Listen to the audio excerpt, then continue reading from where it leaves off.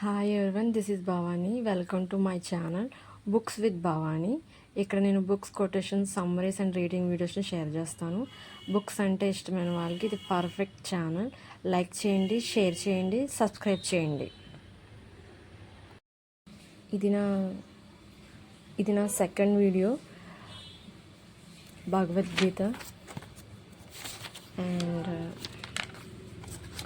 ముందు పాట, ప్రపంచంలో ఏ గ్రంథంలో అయినా మానవుని భగవంతుని దగ్గర చేయాలనే తలంపు, ధర్మ మార్గంలో నడిపించాలన్న ఆశ తప్పక కనబడుతుంది.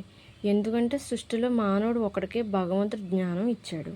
అలాంటి మానవుడు ధర్మంగా ప్రవర్తిస్తే సృష్టి అంతా ధర్మంగా నడుస్తుంది. కానీ మానవుడు ధర్మం తప్ప స్వార్థం, హింస పెంచుకుని దుఃఖం, అశాంతిని కొని తెచ్చుకున్నాడు.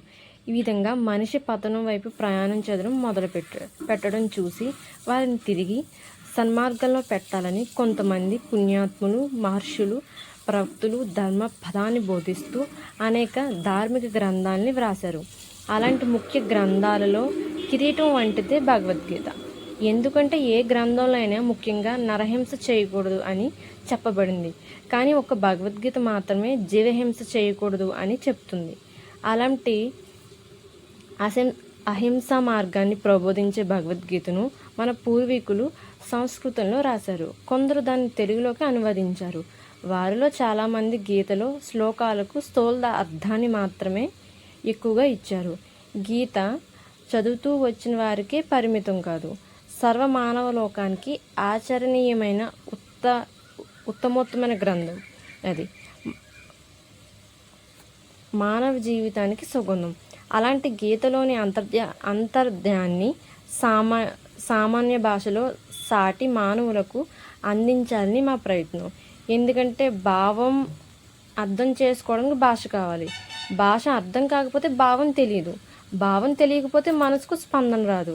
మనసుకు స్పందన వస్తేనే మనిషి ఆ మార్గంలో ముందుకు వెళ్ళగలడు. ఆ కారణంగా భగవంతుని స్మృతిలో మొత్తం గీతా శ్లోకాలను కాకుండా కొన్ని శ్లోకాలను మాత్రమే తీసుకుని గుప్తంగా అంతరార్థ వివరణ, గ్రామీణ భాషలో ఉదాహరణలతో, నీతి కథలతో కలిపి అందరి మనసుకు హత్తుకునేలా తెలియజేయాలనేదే మా తపన.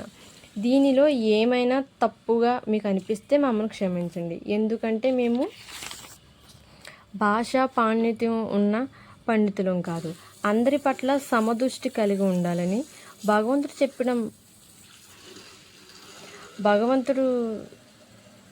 చెప్పిన మహావాక్యాల్ని మనస్ఫూర్తిగా నమ్మిన సామాన్యుడు. మీరు చదువుతున్న ఈ పుస్తకాల్లో మా భాష కంటే మా భావాన్ని మీరు గ్రహించగలని మనసారా కోరుకుంటున్నాము. ఈ చిన్ని ప్రయత్నం చేసే ముందు మేము గీతా మకరందం అన్న గ్రంథాన్ని చదివి దాన్ని ఆధారంగా చేసుకుని ముందుకు సాగుతున్నాము. ఎందుకంటే గీతా మకరందంలో రచయిత చాలా వరకు చక్కని అంతరార్థాన్ని తెలియచెప్పారు. అది ఎంతో ఆనందకరమైన విషయం.